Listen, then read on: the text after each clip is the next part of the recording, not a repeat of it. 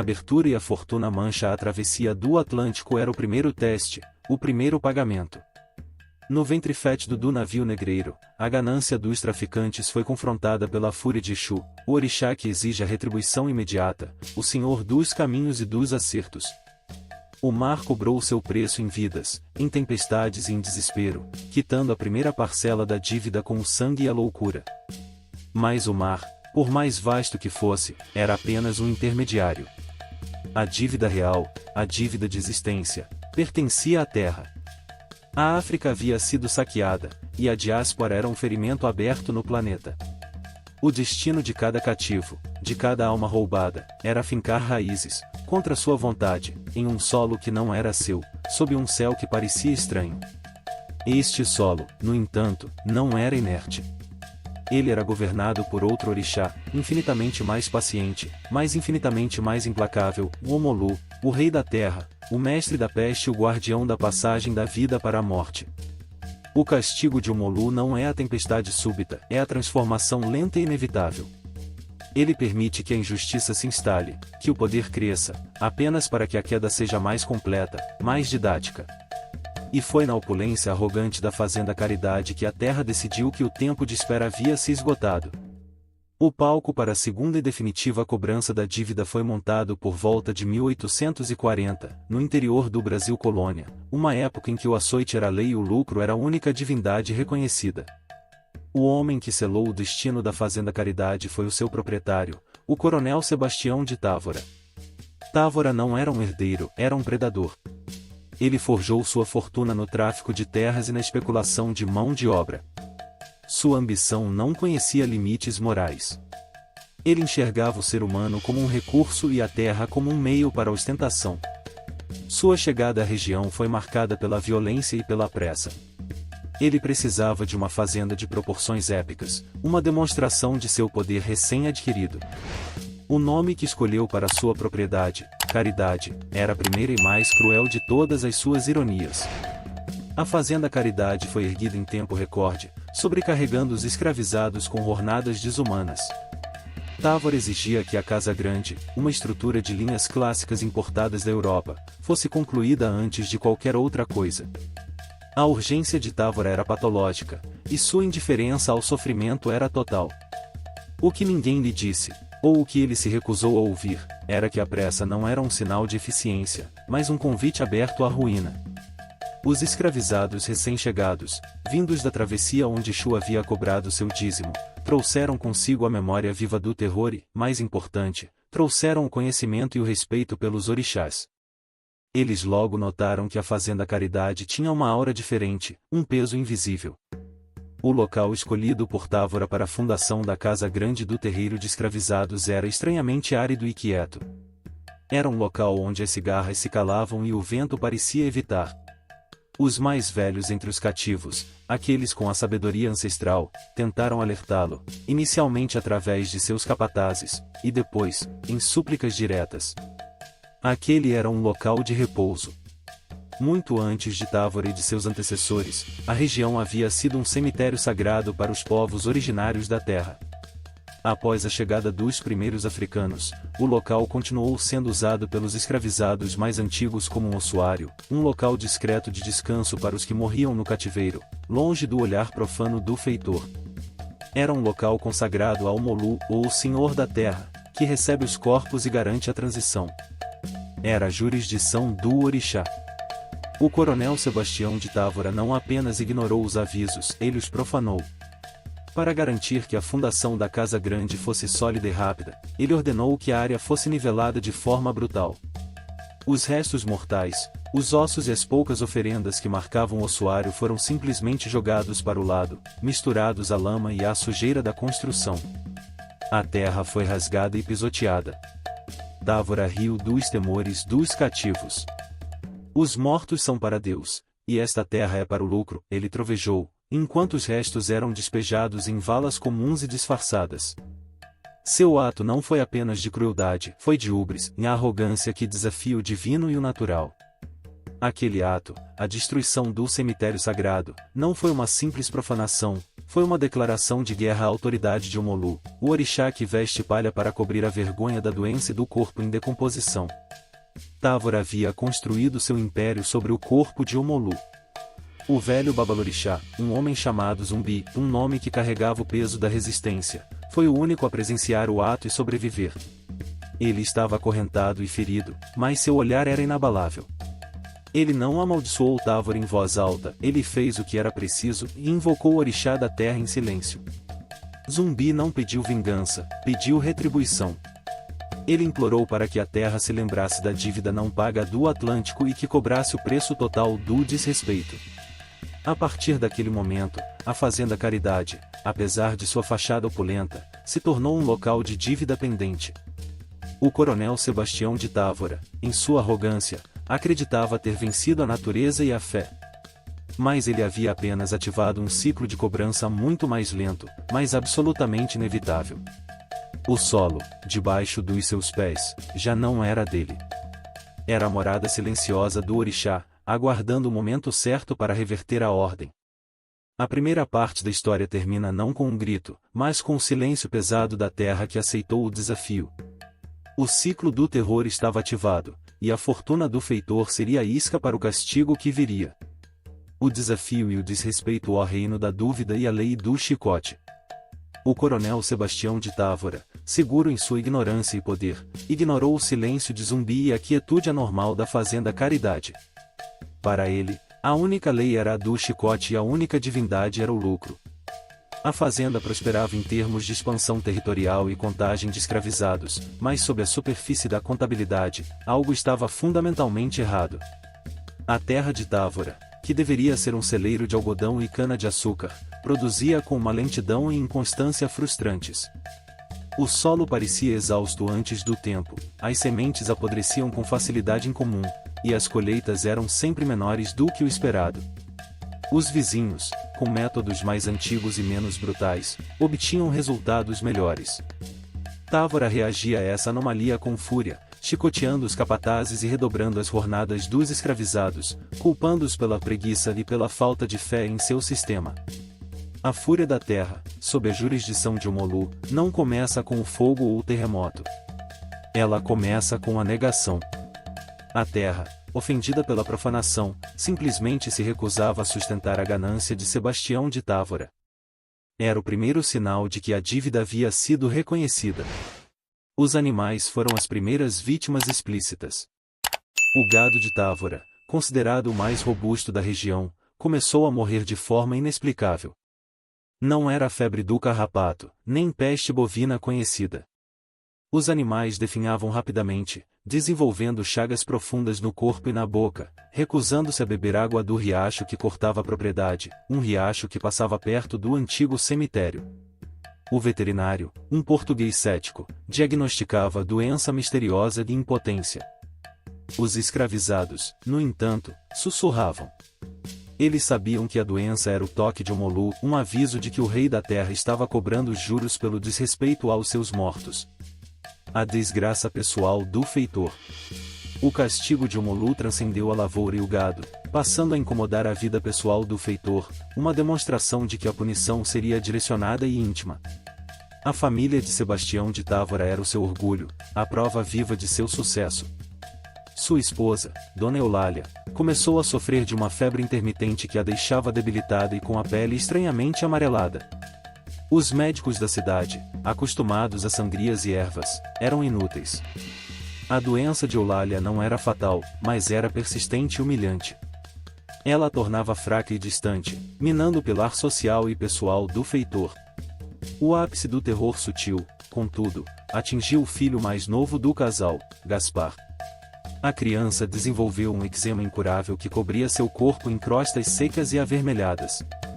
A doença não só causava dor constante, mas também uma repulsa silenciosa. Távora, em sua soberba, tentava esconder a condição do filho, mas o infortúnio em sua própria casa era uma mancha que o dinheiro não conseguia apagar. O castigo de Omolu não se manifesta apenas na morte, mas no isolamento e na perda da beleza e da saúde. A doença, para o orixá, é uma ferramenta de transformação, um lembrete físico da fragilidade humana. A fortuna de Távora podia comprar sedas e vinhos, mas não podia comprar a saúde de seu próprio sangue. Távora reagia a esses problemas com fúria cega. Ele triplicava as orações católicas na capela da fazenda, exigia exorcismos discretos de padres amedrontados, e intensificava a perseguição a qualquer manifestação da religião africana na senzala. Ele acreditava que seus infortúnios eram obra do demônio ou de mandingas dos cativos, e não a retribuição de uma força divina. O desafio final de Sebastião de Távora. A tensão atingiu o ponto de ruptura em uma noite de seca e calor insuportável.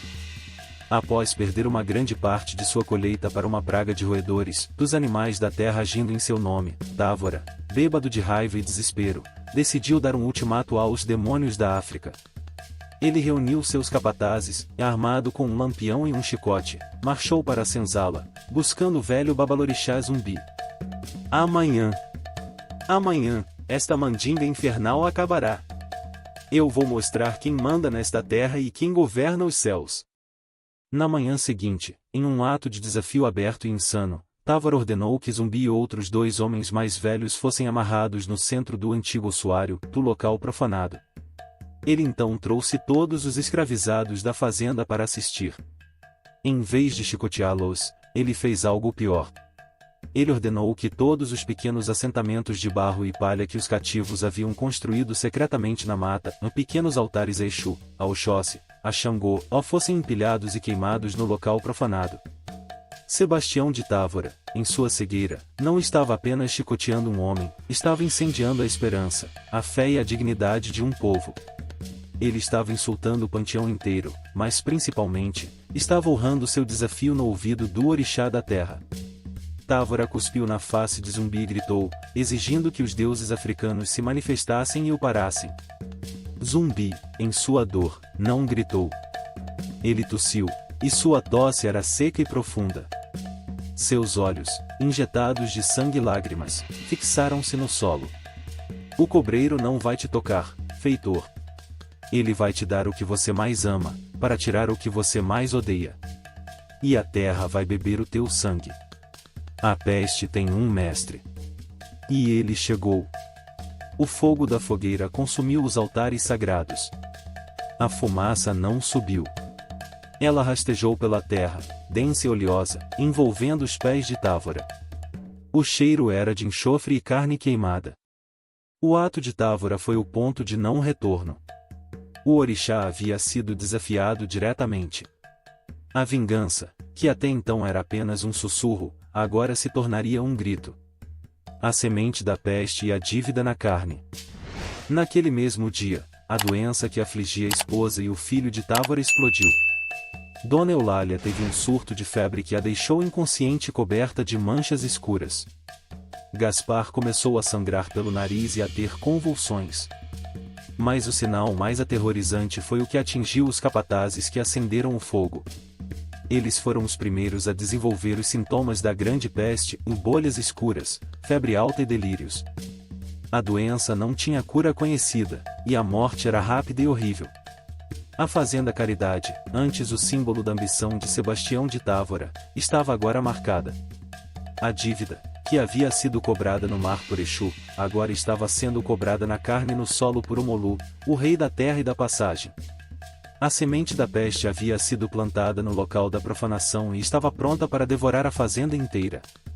3. A fúria da terra e a barreira, o isolamento, o descontrole da doença. A peste que atingiu a Fazenda Caridade não era a cólera, nem a varíola, nem qualquer doença que os médicos da época, com suas sangrias e emplastros de ervas, pudessem identificar. Era uma manifestação da cólera da terra, uma doença com propósito e inteligência. A peste rompeu dos capatazes que acenderam a fogueira da profanação e, em questão de dias, espalhou-se pela senzala e pelos alojamentos da fazenda com a velocidade de um incêndio alimentado por vento seco. A peste não veio para matar de forma aleatória, ela veio para punir a ubres de um homem e restaurar a ordem do solo. Omolu, vestido em suas palhas sagradas, o Filá e o Ijó, é o guardião dos segredos da vida e da morte. Sua chegada não é anunciada por trovões, mas pelo silêncio dos sinos e pelo cheiro metálico e adocicado da doença. Os sintomas eram de um terror indescritível. A febre escaldante levava os doentes a um delírio frenético, onde muitos confessavam seus pecados e o papel na profanação do ossuário. Em seguida, o corpo dos atingidos era coberto por pústulas escuras e dolorosas, que rapidamente evoluíam para chagas abertas e necróticas, exalando um odor fétido que parecia penetrar as paredes. A doença devorava a carne, transformando homens e mulheres em formas irreconhecíveis de sofrimento em menos de 48 horas. O feitor Sebastião de Távora, mesmo escondido na casa grande, não pôde escapar. O ar que ele respirava vinha do mesmo solo.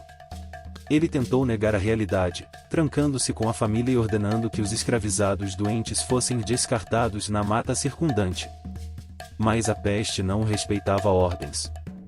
O isolamento e o cerco. A notícia do mal da Fazenda Caridade chegou rapidamente aos ouvidos das autoridades e dos fazendeiros vizinhos. Não era o contágio entre os escravizados que lhes importava, mas o risco econômico e a possibilidade de que a doença se espalhasse para suas próprias propriedades.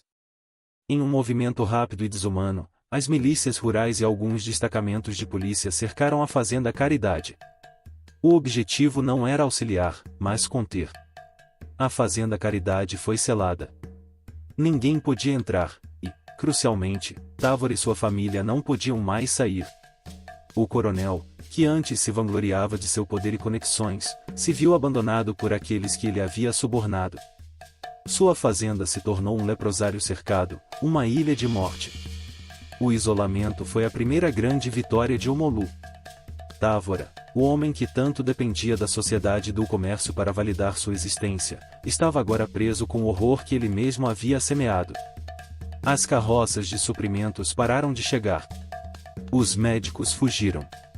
O coronel estava com sua família, seus capatazes sobreviventes e os escravizados doentes, todos condenados.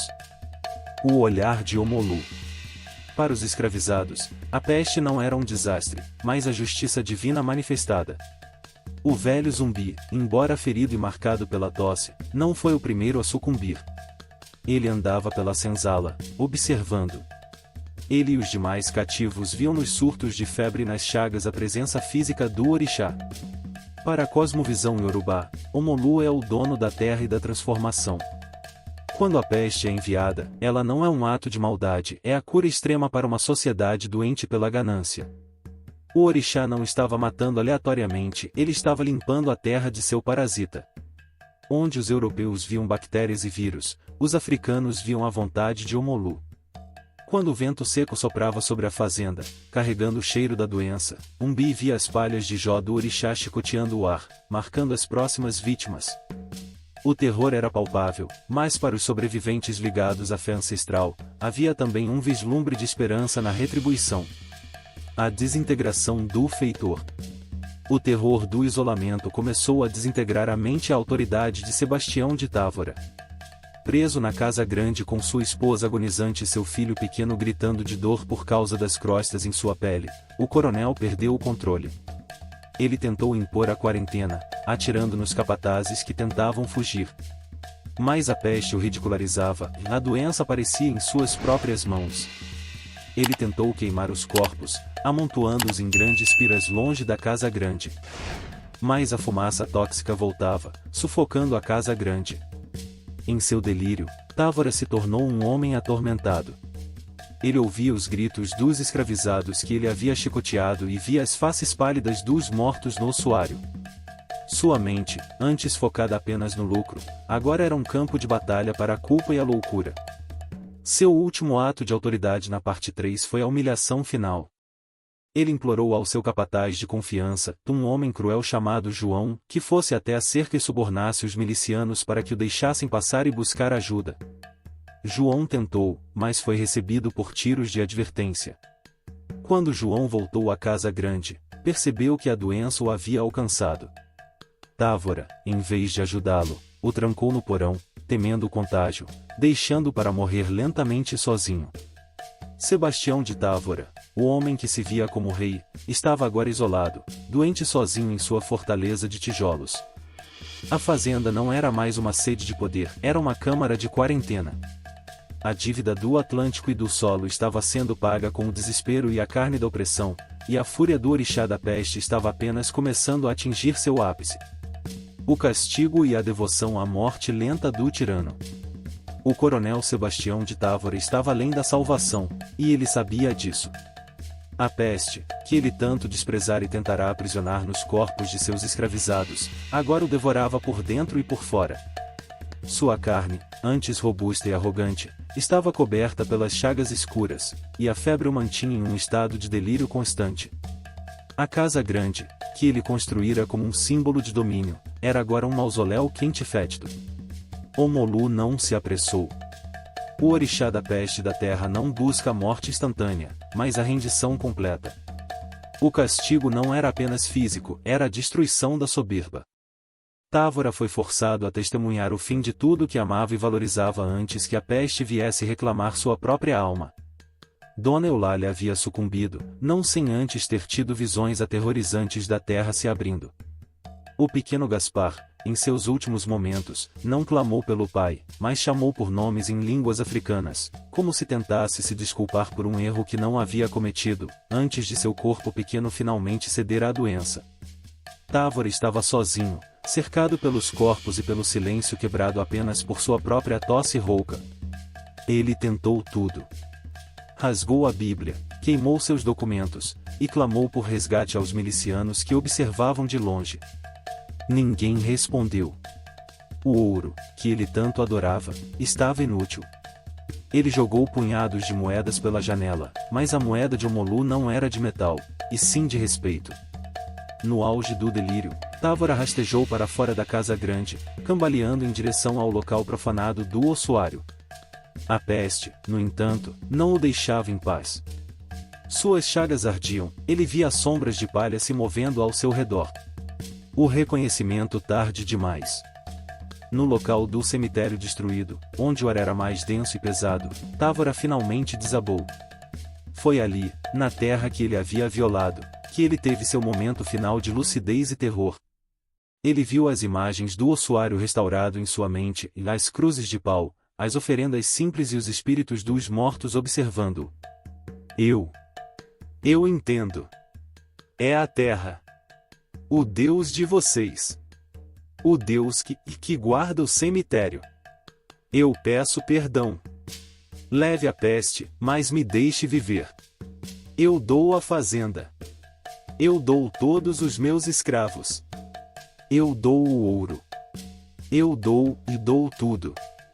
O vento respondeu, trazendo não uma brisa de alívio, mas o cheiro de palha e óleo de dendê. A peste, em sua forma invisível e consciente, estava sobre ele. A barganha de Távora era vazia, pois ele tentava negociar com um poder que estava além da moeda e da vida. O orixá da terra não queria suas riquezas, queria reparação pela quebra da ordem natural e ancestral. A dívida só seria paga com a erradicação do feitor e do seu legado de desrespeito. O corpo de Sebastião de Távora se contorceu em seu último e mais violento espasmo. Suas últimas palavras foram um grito misturado a um sussurro, chamando o nome que ele tanto desprezava, Omolu. Atoto. Silêncio, ou cálice, o pedido de respeito ao orixá. A peste o consumiu, e ele caiu sobre o solo profanado, seu corpo em decomposição se tornando, ironicamente, a primeira e mais importante oferenda de redenção à terra. O ritual de apaziguamento. Enquanto Távora morria, o foco da narrativa se desloca para os sobreviventes na senzala. Liderados pelo velho zumbi, que permanecerá vivo por uma força que a peste respeitava, eles sabiam que a morte do feitor não era o fim, mas o início da paz. O orixá havia cobrado a dívida mais alta. Agora, cabia aos vivos realizar o apaziguamento. Zumbi reuniu os poucos que a doença não havia levado, e juntos, eles se dirigiram a uma área da fazenda que a ganância de Távora nunca havia tocado, um pequeno riacho escondido na mata, onde havia uma pedra antiga e intocada. Eles não pediram a cura para si mesmos. Eles pediram o fim da ira. Omolu é o orixá que veste a morte, mas também o que traz a vida da doença. O ritual deles era um ato de devoção e libertação, garantindo que a peste cessasse e que os espíritos de seus irmãos e irmãs pudessem encontrar a passagem. O ritual foi simples, mas carregado de poder ancestral. Com panos sujos de azeite de dendê, o óleo sagrado, e com a terra vermelha, da cor da vida, eles cantaram para Omolu. O cântico não era de medo, mas de reconhecimento e louvor à sua justiça. Eles ofereceram milho torrado e pipoca, símbolos de Omolu e de sua capacidade de transformar o sofrimento em flores. Zumbi, com os olhos fixos na terra, rezou para que as palhas do orixá se movessem do punitivo para o protetor, cobrindo os mortos com dignidade e purificando o solo. A terra engole a maldição. No clímax do ritual, um evento natural e aterrorizante atingiu a fazenda Caridade. Não foi uma chuva purificadora, mas a própria fúria da terra se manifestando pela última vez. Carregava folhas, mas sim o cheiro de doença e desespero. O epicentro da tempestade era a Casa Grande, onde o corpo de Távora jazia. O vento se transformou em uma força destrutiva localizada. A estrutura da Casa Grande, já minada pela negligência e pelo peso da maldição, desabou sobre si mesma com um estrondo ensurdecedor. O chão tremeu levemente, e as paredes de pedra e barro cederam, esmagando o corpo do feitor e sepultando sob os escombros todos os vestígios da sua vida de opulência. Os escravizados viram no desabamento a prova final. Não era mais a peste que agia, era a própria terra se livrando da mancha. A Casa Grande, símbolo do seu poder, foi engolida e nivelada. Com a destruição final, o vento cessou, e o silêncio retornou. Mas não era o silêncio da morte, e sim o silêncio da paz e da justiça cumprida. A dívida do navio negreiro foi cobrada, e a terra obteve sua retribuição total. Os sobreviventes, agora libertos de suas correntes e do jugo do feitor, abandonaram a fazenda Caridade. Eles não precisavam de papéis ou assinaturas, a sentença de Omolu lhes deu a liberdade mais profunda.